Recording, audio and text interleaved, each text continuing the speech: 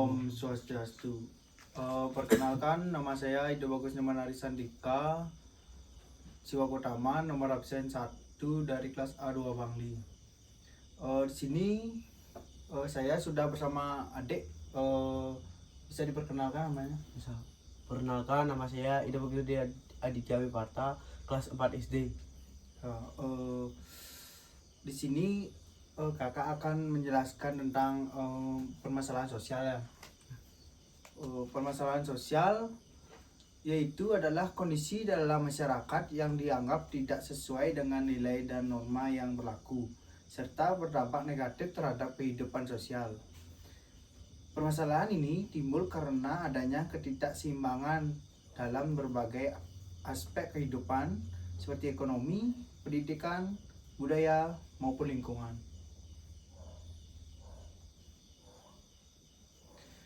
Adapun jenis permasalahan sosial di daerah. Apabila kita memperhatikan keadaan daerah sekitar kita, ada beberapa hal yang tidak sesuai dan bertentangan dengan keinginan kita. Hal-hal yang tidak sesuai dengan hal-hal yang bertentangan dan tidak sesuai dengan harapan orang banyak disebut permasalahan sosial. Jenis-jenis permasalahan sosial di daerah antara lain sebagai berikut. Yang pertama, sampah. Salah satu kebiasaan tak terpuji adalah membuang sampah sembarangan. Misalnya, siswa membuang bungkus permen dan makanan di ruang kelas, di halaman sekolah atau di selokan dekat sekolah. Warga masyarakat membuang sampah dapur di parit, di saluran, atau di sungai.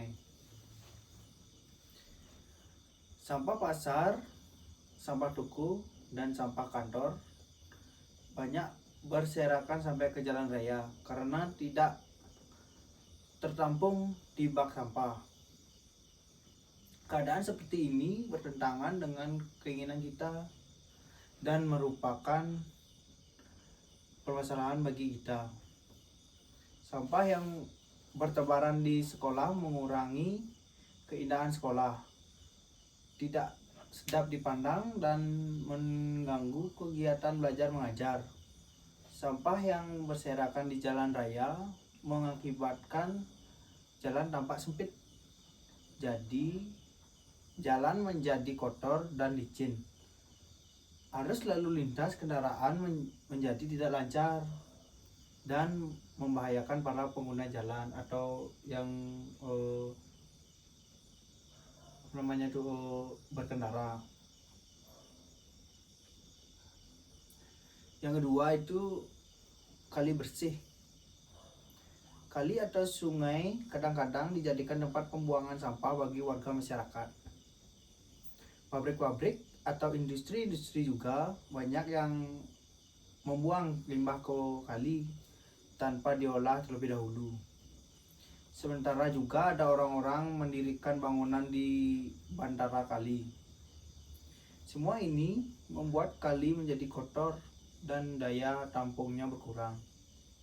Sehingga pada musim penghujanan air kali meluap,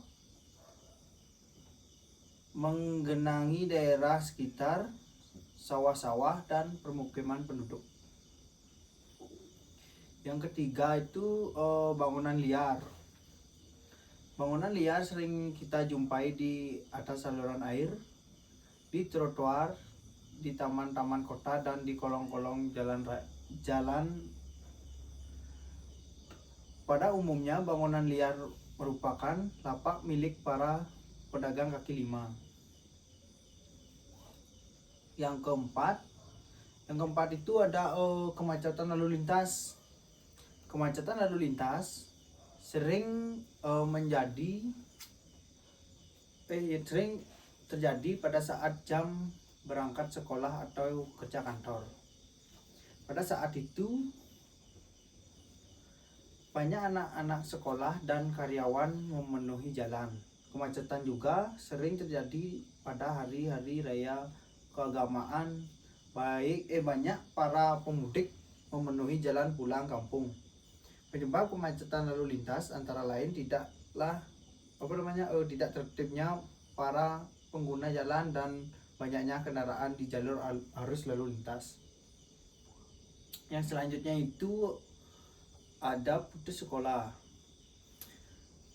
Para siswa tentu tidak menginginkan putus sekolah. Banyaknya anak putus sekolah merupakan permasalahan. Pada umumnya putus sekolah disebabkan tidak punya biaya sekolah atau karena membantu orang tuanya.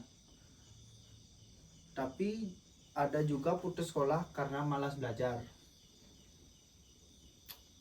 Yang selanjutnya itu adalah pengangguran. Pengangguran juga merupakan masalah. Orang yang menganggur tentu sedih karena tidak punya penghasilan. Penyebab timbulnya pengangguran yaitu tidak adanya lapangan pekerjaannya. Yang selanjutnya kenakalan remaja. Kasus kenakalan remaja lebih banyak terjadi di kota-kota besar. Para orang tua di kota pada umumnya sangat sibuk. Mereka kurang memperhatikan anak-anaknya.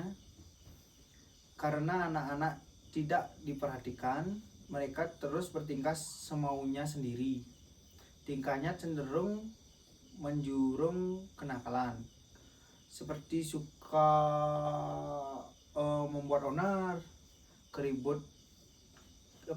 kebut-kebutan, mabuk-mabukan, malas belajar, pergaulan bebas dan tawuran. Tingkah kenakalan ini meresahkan dan menjadi permasalahan bagi warga sekitar.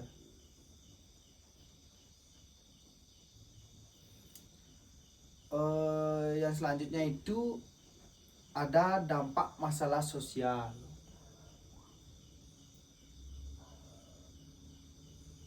Munculnya berbagai masalah sosial akan berdampak terhadap kesehatan, ketertiban, dan ketentraman warga masyarakat. Pada umumnya, dampak masalah sosial bersifat negatif. Banyaknya sampah yang menumpuk akhirnya membusuk, menyebarkan bau tidak sedap. Bau busuk dapat mengakibatkan gangguan pernapasan. Sampah busuk menjadi sarang lalat penyebar penyakit perut. Bisa dicatat ya.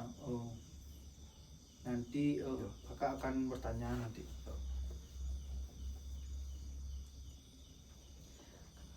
Kali yang tidak bersih penuh sampah akan menimbulkan banjir di musim hujan. Banjir mengakibatkan gagal panen, jembatan runtuh, dan tersebarnya berbagai penyakit. Penyakit pasca banjir antara lain diare, gatal-gatal, dan leptospirosis.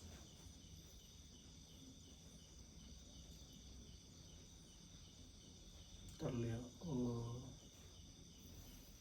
ini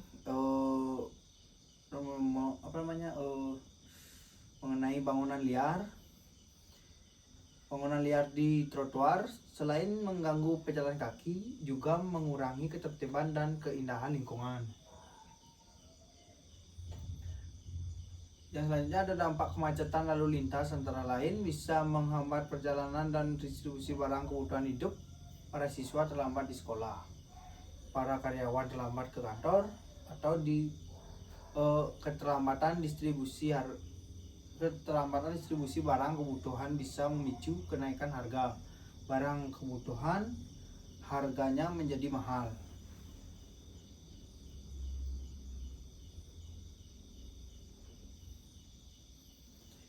Ini ada anak yang putus sekolah akan menjadi bodoh. Orang bodoh pada umumnya tidak memiliki pengetahuan dan keterampilan kerja. Orang yang tidak memiliki keterampilan kerja, penghasilannya sedikit dan miskin. Dampak putus sekolah adalah kebodohan dan kemiskinan. Dan orang-orang pengangguran akan hidup sebagai gelandangan, kerjanya meminta-minta. Kalau dalam keadaan terpaksa, ada yang berani berbuat jahat seperti mencopet, menjamret, merampok, atau menipu. Di sisi lain, ada pengangguran yang menjadi pengamen. Perbuatan yang mereka lakukan sering mengganggu ketertiban umum dan meresahkan masyarakat. Dan ada dampak kenakalan remaja. Banyak yang yang terserang penyakit AIDS atau HIV karena terjerumus dalam pergaulan bebas dan mengonsumsi narkoba. Ada yang sering berurusan dengan polisi karena kebut-kebutan, mabuk minuman keras, suka tawuran, dan membuat onar. Dampak kenakalan remaja seperti ini dapat mengganggu ketentraman warga masyarakat. Dan kalau kenakalan ini berlanjut, akan merusak generasi yang akan datang. Ini yang selanjutnya akan menjelaskan kesenjangan sosial ya. Kesenjangan sosial adalah perbedaan atau ketidakseimbangan kehidupan di masyarakat. Misalnya kesenjangan sosial ekonomi dan kesenjangan sosial teknologi. Yang pertama kakak akan menjelaskan kesenjangan sosial ekonomi. Di sekitar kita terdapat warga masyarakat yang memiliki tingkat pendidikan yang bermacam-macam.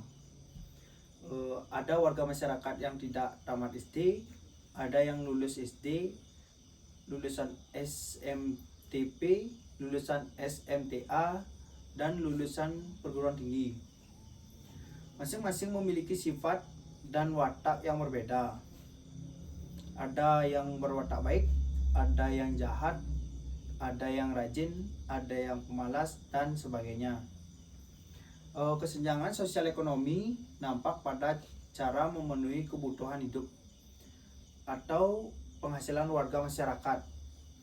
Untuk memenuhi kebutuhan hidup, manusia harus bekerja guna mendapatkan penghasilan. Semakin tinggi tingkat pendidikan, semakin tinggi pula penghasilannya. Aku akan berikan satu contoh ya. Misalnya kalau ini kan ada satu contoh, Reni lulusan SMK bekerja sebagai karyawan bagian penjahit di industri pakaian. Setiap bulan digaji sesuai UMR sebesar 650.000. Itu contohnya.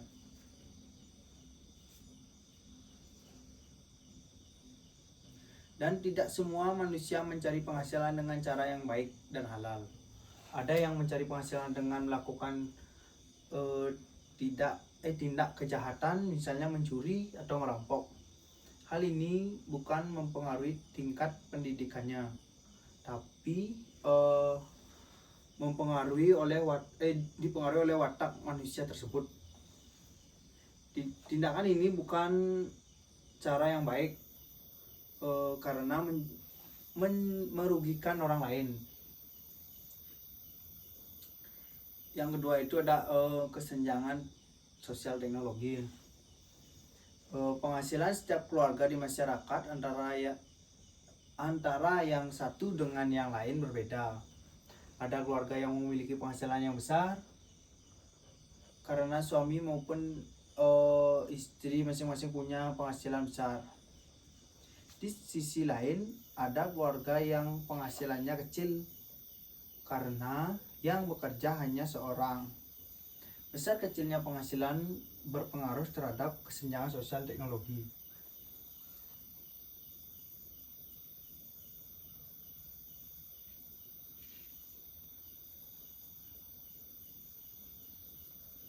Bentar ya.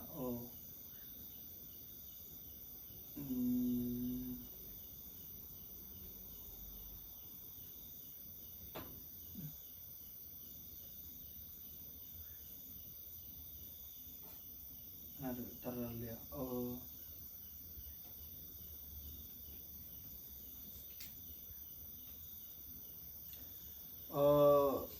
Sekian apa namanya materi dari kakak pada hari ini.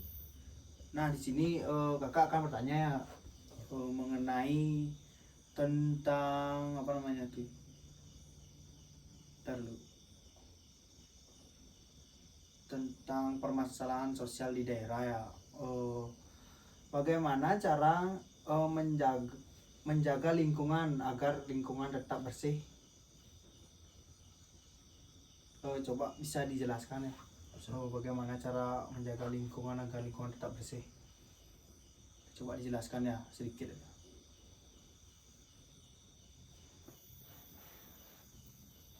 Menjaga lingkungan tetap bersih dilakukan dengan membuang sampah pada tempatnya, memilah sampah organik dan anorganik, serta mengurangi penggunaan plastik.